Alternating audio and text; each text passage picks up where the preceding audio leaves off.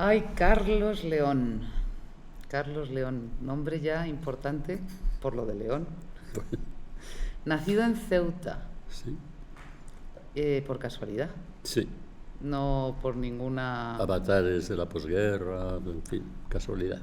Pero segoviano, en esencia. Prácticamente.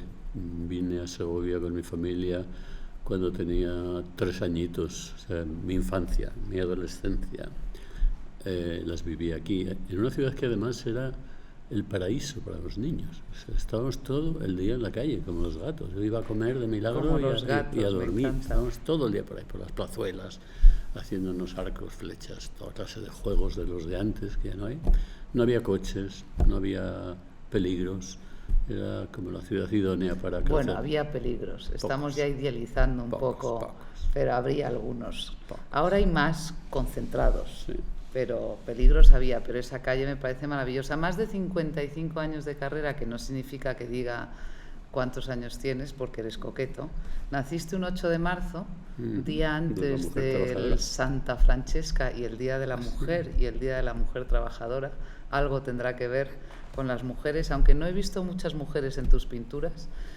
Y además exposiciones muy importantes, la primera en Valladolid en un sótano, la primera que fue individual en Madrid, una gran medalla del mérito a las bellas artes hace relativamente poco, y además has participado en el Pabellón de España, en la Bienal de Venecia, casi médico, casi. No, apenas empecé.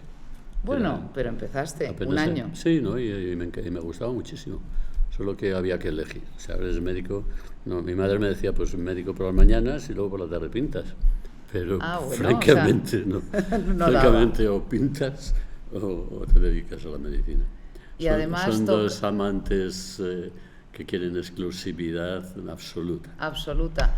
Pero bueno, entiendo que a lo mejor esa parte de la medicina en un momento dado te hizo ver el cuerpo de una forma diferente, porque lo viste por dentro, aunque estuviste muy poco tiempo, de una manera que a lo mejor no lo hubieses visto. Pues mira, la bata que yo me había comprado para las prácticas de medicina, las prácticas con cadáveres, se convirtió en mi primera bata de pintor.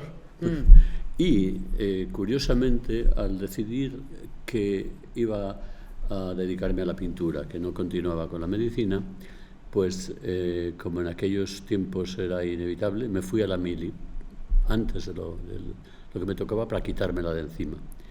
Y por casualidades, no por haber estudiado medicina, estuve destinado 18 meses en el quirófano de un hospital militar. Y allí estuve todos los días en contacto con cuerpos, con operaciones, con sangre, con cirugías.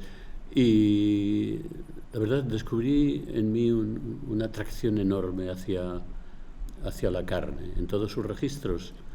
Yo creo que eso sí ha tenido mucho que ver en el desarrollo de mi pintura, de una manera secreta, de una manera muy difícil de detectar, pero yo sé que así ha sido. Hombre, yo creo que todo lo que nos pasa en la vida, si hacemos caso a las señales, que a veces estamos intentando controlar nuestro propio destino, y el destino está bastante bien escrito por alguien o seres, no sé cuáles, que escriben y dicen un poco dónde vas, si escuchas las señales, yo creo que te das cuenta que todo pasa por algo. Has tocado todos los palos, has tocado la escultura, la fotografía, la pintura, pero... Y yo creo que ahora ya la gente, escuchándonos, aunque sean estos breves minutos, ya sabe que te defines como Carlos León, artista. Pero si te preguntase, ¿quién es Carlos León? Pues fíjate lo que te iba a decir. Un chico de Fonbellida que vivió en París, en Nueva York, en Segovia, y que ha pintado muchos cuadros. Fonbellida era el pueblo de mi madre, un pueblo agrícola de Valladolid, donde viví la España romana. De pequeño tuve esa fortuna de conocer una Castilla sin un tractor, sin una máquina, todo eran hombres, hoces, segadores, mulas, caballos. Y sí, en el fondo yo soy un chico de Fonbellida. Luego sí, pues me fui a París, disfruté de unos años impagables, he vivido 8 en Nueva York, que también ha valido la pena.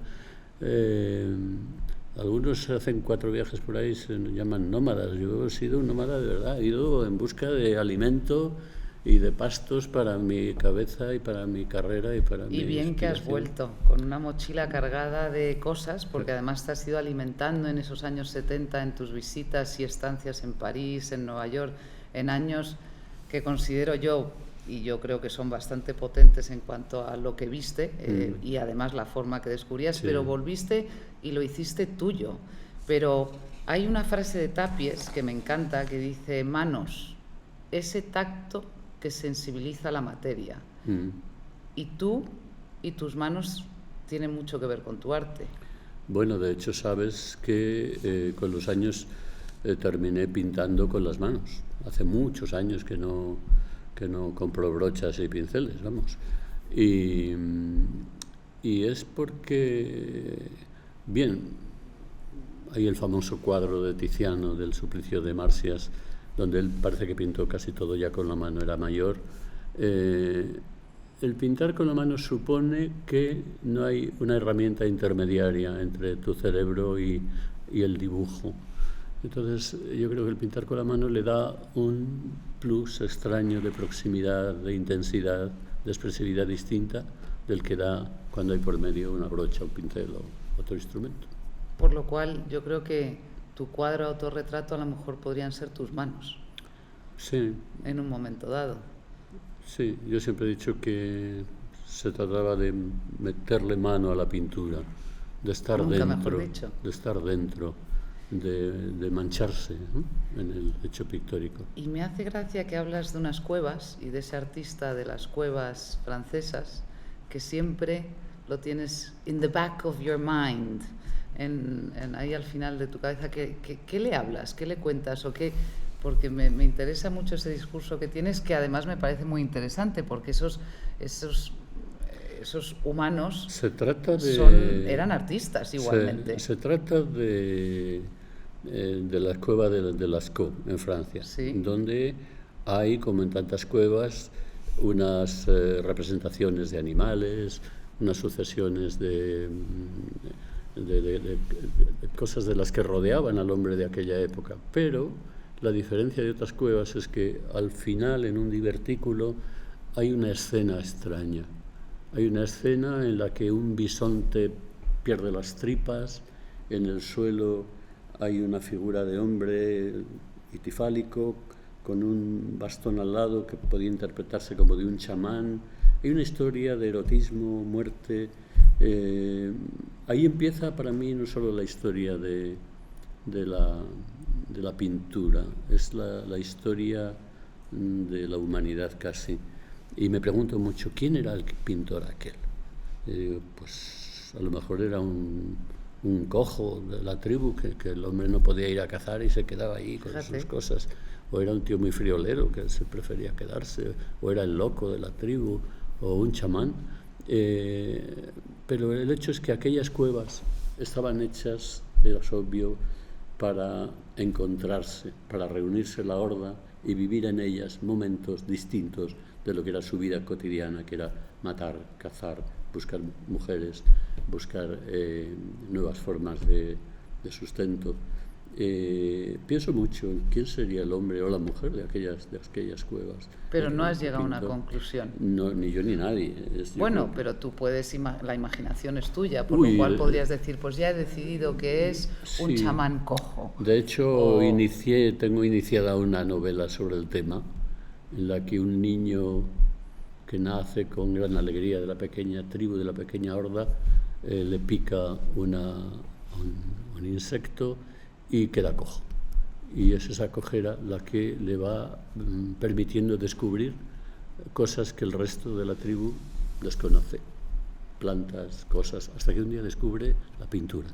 Descubre que con unos carbones de unas ramas quemadas y tal se pueden recrear imágenes, y para mí sería el comienzo inventado de la historia de la Bueno, pintura. deseando cogerla entre mis manos, porque además es que descubriéndote o intentando descubrirte un poco más, que he tenido la suerte de conocerte en un almuerzo maravilloso ya hace unos años y te he visto en tu estudio ahí cerca de Torre Caballeros y bueno, y he conocido de ti, pero tenía que investigar un poco más. Tu pintura ya me apasiona, por lo cual no puedo más que decir que lo que pienso y lo que siento cuando la veo, pero lo que he descubierto investigándote es tus escritos, y lo que he descubierto que además tienes una actividad bastante incesante en Facebook, que sabes que este podcast lo hacemos con alumnos empezando sus andaduras en el mundo de la comunicación, y hablábamos antes de esta entrevista que ese Facebook te ha dado a ti una conexión con el lector que te parece muy interesante, ¿no? Sí, publicar cosillas en Facebook ha sido un entrenamiento. He ido mejorando mi escritura muchísimo, porque al escribir sabiendo que lo van a leer otros, no es como que lleva un diario en casa para sí mismo, ¿no? El saber que hay gente que te sigue y que empiezan a seguirte y que son más y que comentan, pues ayuda a corregirte, a intentar ser un poco más perfecto en la escritura, y ha sido un bueno. Sí, yo estoy encantado. Saludo al inventor de Facebook y al que deseo larga vida. Sí, la verdad es que bueno, era un chaval como estos chavales que nos graban de la universidad, que dijo voy a conectar a mis amigos, y conectó el mundo entero. Y bueno, no hay, aunque nosotros vivimos en esa post-madurez que hablas tú, que me encanta, porque no se puede hablar de la palabra mediana edad, vejez, es un poco, hay que cambiarle el nombre para cambiar el concepto, ¿no? Se habla un poco de la post-madurez.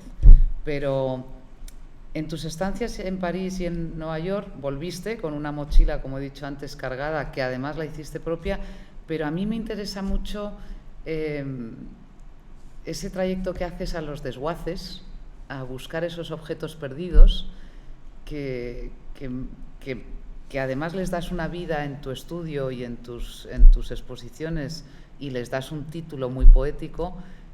¿Cómo casa o cómo se convierten luego en pinturas? ¿Viene desde la pintura? ¿Es un elemento que ocurre de repente? En el mundo contemporáneo, al viejo tronco del arte, de la historia del arte, pues le han surgido ramas nuevas, ¿no?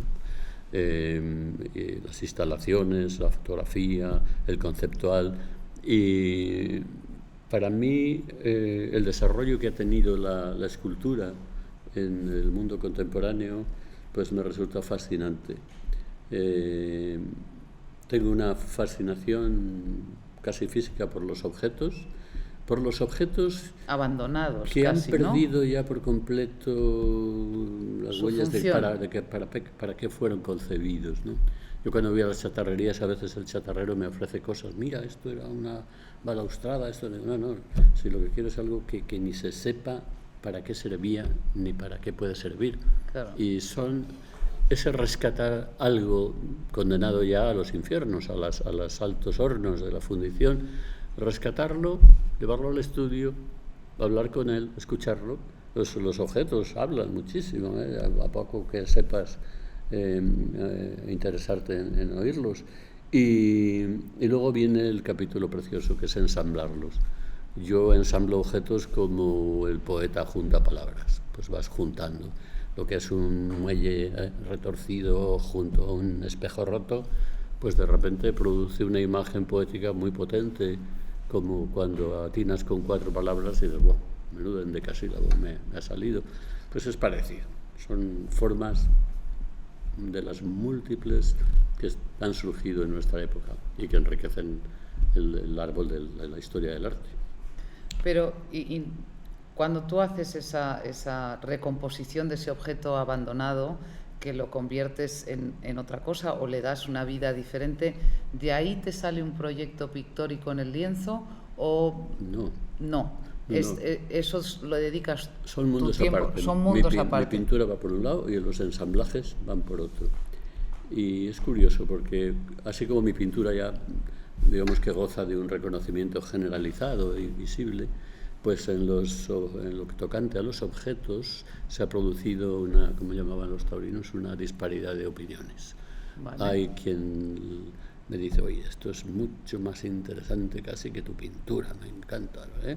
Y hay quien me ha dicho, oye, no entiendo nada, tus objetos, con lo bien que pintas, no sé por qué pierdes el tiempo en andar con estos cachivaches oxidados.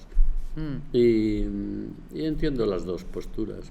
De hecho, las hago con mucho gusto, me encantan los objetos y lo seguiré haciendo. Tengo ganas de hacer una exposición solo de objetos en un sitio adecuado, en un sitio donde esos objetos puedan verse de una manera comprensible y adecuada. Bueno, tú sabes que este programa o este podcast que hacemos con la juventud y la inocencia de los que están empezando a estudiar y con la ilusión que tengo yo de niña chica de no sé lo que voy a hacer de mayor, se llama El Tapón. El Tapón surgió de una conversación como la que podemos estar teniendo tú y yo con una persona en una noche cualquiera de verano, y me pareció un concepto filosófico potentísimo, porque creo que hay tapones en nuestra vida que nos ayudan a contenernos, a no dispersarnos, a no desparramarnos, y hay tapones que de alguna manera nos invalidan y que nos hacen pequeñitos y que nos destrozan la autoestima, o llámalo lo que quieras llamarlo. ¿Qué tapón o qué tapones crees que tienes tú, si es que tienes alguno? A lo mejor ya es una botella de champán descorchada. Esa es una buena imagen, la de los tapones.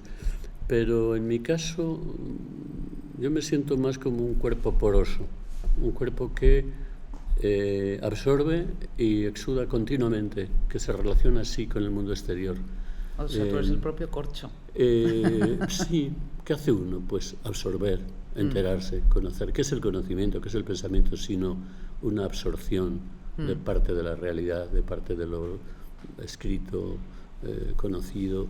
Y en ese sentido, toda la vida de un artista pues es un continuo recibir y dar, recibir y dar. Uno va, como te decía, absorbiendo y dejando, quizás destapanando, que lo más interesante de ti fluya y se muestre y sea disfrutado por los demás. Bueno, además yo creo que en alguna conversación que hemos tenido siempre dices, es que no, cuando me dicen si tengo mucha pintura o no tengo pintura, es que no puedo dedicarme a otra cosa, es que es lo que me gusta y por eso tengo tanto arte y seguiré produciendo. Pero hablando así contigo, las personas que a lo mejor no te conozcan, o la gente joven, a lo mejor, que está incluso grabándonos, puede parecer que tu vida es idílica, que ya has recibido los premios, el reconocimiento y que ser artista es guay y que es un camino de rosas, nunca mejor dicho. Para nada. Bien por el contrario, la vida de artista es una vida muy traumática. Vamos a ver, el artista de entrada está condenado a perder la partida. Está condenado a perder porque su objetivo es inalcanzable. Y además hay un cierto grado de exigencia. ¿Qué artista ¿no? puede decir, yo he ganado? No, pero si tú querías, no te engañes, tú querías otra cosa y no has llegado. Ningún artista alcanza aquello que era su objetivo. Ahí ya tenemos un grado de frustración inevitable. Somos perdedores de nacimiento, porque no vamos a ganar esa partida que está perdida de antemano. Mientras tanto, pues ganas en experiencia de vida. El día que consigues una obra que te satisface, al menos medianamente, la emoción es muy intensa. Cuando ves que has hecho ciertos progresos que te han costado años y que de repente abren puertas y que la gente lo comprende, pues son placeres muy, muy grandes y muy que valen la pena ser vividos. Pero desde luego vivir así a pelo la vida de pintor, no el pintor de criadero, de pesebre, estos que viven al son de la política no, el pintor salvaje que anda por el monte solo, pues se enfrenta a dificultades enormes, a palos feroces, y no es una vida de rosas. Es una vida un poco para valientes. Y si sales vivo, pues bien, te ríes y lo celebras, pero es muy fácil quedarse... ¿Y esa celebración, esa botella de champán o esa botella de vino que abrirías si te dijeran, ¿tiene usted la posibilidad de hacer una exposición? y queremos saber quién tendría o quién quisiera usted elegir como cuadro o pintor al lado de sus cuadros. ¿Tendrías a alguien que dirías, ay? Uy, tengo la malicia de que estás recordando algo que te conté alguna vez. Y era como de jovencito. Yo decía, me gustaría llegar un día a pintar un cuadro que pudiera colocarse al lado de un buen Rothko. Y siempre he tenido un poco el recuerdo de aquella ambición juvenil. Desde luego que quiere uno con su obra verla al lado de los grandes momentos de la creación. Mira, el mundo del arte contemporáneo es tan rico, tan vasto, tan enorme, que hay muchas ocasiones de goce y de disfrute. Hay, digamos que, muchos objetivos, muchos sueños pendientes. Pues con cumplir alguno, ya va uno que chuta. Bueno, ese sería uno. Ya va uno que chuta. Y luego que tu abuelo fuese Jason Pollock o algo así. De hecho, en cierto modo lo son. Mis abuelos son el expresionismo abstracto americano, más, por ejemplo, Barnett Newman que Pollock, más el propio Rothko, más Clifford Steele. Sí, allí están las raíces de la pintura a la que voy llegando. Y desde luego empiezo a llegar ahora, porque me he pasado toda la vida viendo cuánto me quedaba todavía de trecho por recorrer. Y de hecho, viendo un poco tu obra y tu evolución, hay un primer momento que es casi todo geométrico, o sea, es muy encorsetado y ahora ya estás... El lienzo no cabe porque se va esparramando. Yo creo que cuando estás pintando te encantaría poner otro cuadro, porque tus cuadros no son pequeños, tanto en el arte que tienen ni en la grandeza que tienen, pero ¿eso ha sido una evolución que has notado tú, que la has hecho natural, o la has pensado intelectualmente y has dicho necesito salir de ahí? De joven estuve muy interesado en la geometría.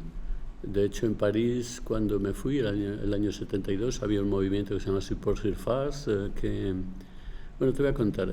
El día que yo llegué a París, un día de otoño del 72, iba en tren, y en el tren, en Le Monde, me enteré que había en París una gran retrospectiva de Barnett Newman, en el Grand Palais.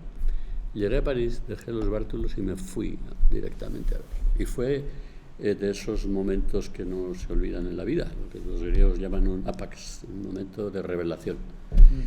Y esa exposición me marcó muchísimo, y la pintura que descubrí entonces en París, que más me interesaba, también tenía conexiones con ese mundo. Entonces, durante años estuve muy apegado a la geometría, hasta que poco a poco me fui diciendo a mí mismo, no deja de ser la geometría una especie de muleta, una especie de agarradero, una especie de ayudita. ¿No sería más interesante explorar una pintura más libre, más ajena a unos esquemas interiores visibles que lo ordenan, una especie de andamio? Y eso ha sido el buscar a pintar sin andamio, en hacer un tipo de pintura mucho más abierta, mucho más capaz también de dar cabida. Por supuesto, no hago figuración, no hago una pintura que tenga que ver con la literatura, pero sí que tenga que ver con los contenidos de mi escritura, de una manera no literal, no de relato, no de ilustración de unos textos, sino de una especie de fusión con el lenguaje poético, escrito y hablado, y una pintura capaz de dar cuenta de eso. Yo digo que uno pinta lo indecible. Uno pinta cuando el lenguaje hablado ya fracasa, uno lo intenta con la pintura. Es decir, pues a ver si lo cuento de otra manera.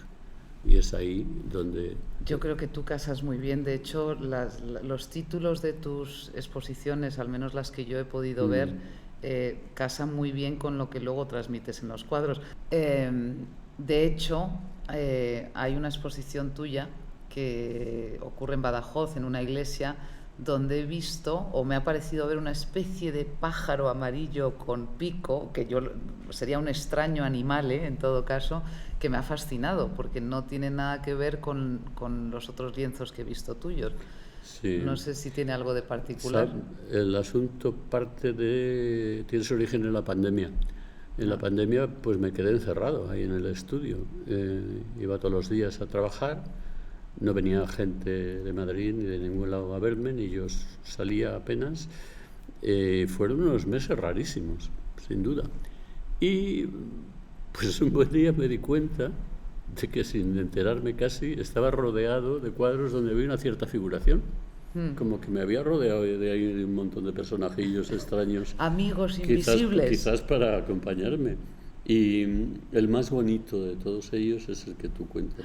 Es una especie de chamán, de duende, de homínido, que efectivamente le tengo como un emblema, como un... Me encanta.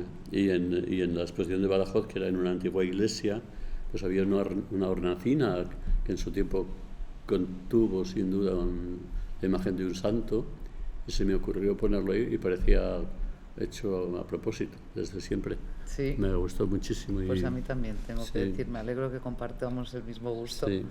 Y pues mira los efectos colaterales de la pandemia, ¿no? Sí, la pandemia ha sido un antes y un después para mucha gente, incluso para el proyecto de la Farm, que bien sabes, se ha nacido de una historia de amor con la región y luego a raíz de eso una forma de vida diferente. Pero yo siempre llevo un reloj, pero lo llevo sin la hora. Y la gente se pone nerviosísima. Dice, ¿pero por qué no llevas el reloj en hora? Digo, porque no quiero llevar un reloj con hora. Hay muchos sitios donde se ve la hora. Yo nunca llevo reloj. Pues... Salvo 5 años que me hice un psicoanálisis y me compré uno de esos de 4 pesetas de plástico para entrar puntual. Pues mira, el único reloj que tenía. Si es que eres de los míos, lo sabía yo. Pero si no hubiese tiempo, ¿dónde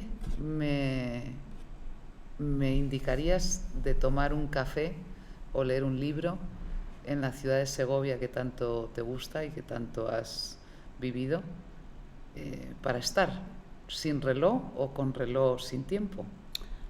Hay un bar pequeñito que se llama Palomas y que, por cierto, es muy frecuentado por alumnos de IE. Sí, y que pertenece a mi hija.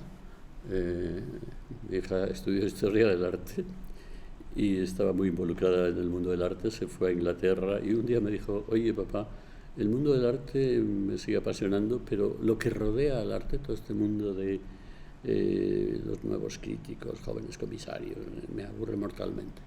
Y se dedicó a otras cosas y luego descubrió Segovia y hasta ahora había abierto ese barito que la entretiene mucho y con el que está encantada.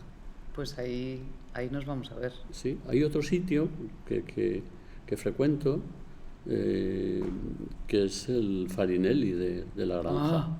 Valentín. Sí. Me parece... siempre que voy a Farinelli acabo teniendo una tertulia improvisada interesante. Siempre hay alguien interesante. Yo me llevo tertulias y libros, ¿sí? Siempre. Y un buen vaso de vino. Lo recomiendo muchísimo, Valentín. Desde aquí me persigue Valentín porque quiere hablar conmigo de muchas ideas que tiene en la cabeza maravillosas. Pues compartimos... Está muy bien, eso de saber qué bares son los que vale la pena frecuentar. Totalmente. Farinellis, Palomas. Palomas se llama. Palomas. Palomas. Con esas manos con las que pintas. Gracias. Como dirían los indios, namaste, por este tiempo que me has dado, en un día que además hemos venido a grabar lleno de aires racheados, que me ha recordado muchísimo a la película American Beauty, esa primera escena de esa hoja y de esa bolsa de plástico que se mueve. Pues y con esos vientos racheados he ido pensando en ti y pensando que íbamos a tener una conversación increíble. Pues gracias a ti. Gracias a ti. Pocas cosas valoro más en la vida que una buena conversación. Pocas. Así que mi agradecimiento, mi enhorabuena por tu inspiración en las preguntas y seguimos. Let's keep the ball rolling, as they say. Y carpe diem. Sí, sobre todo eso. Gracias. Gracias.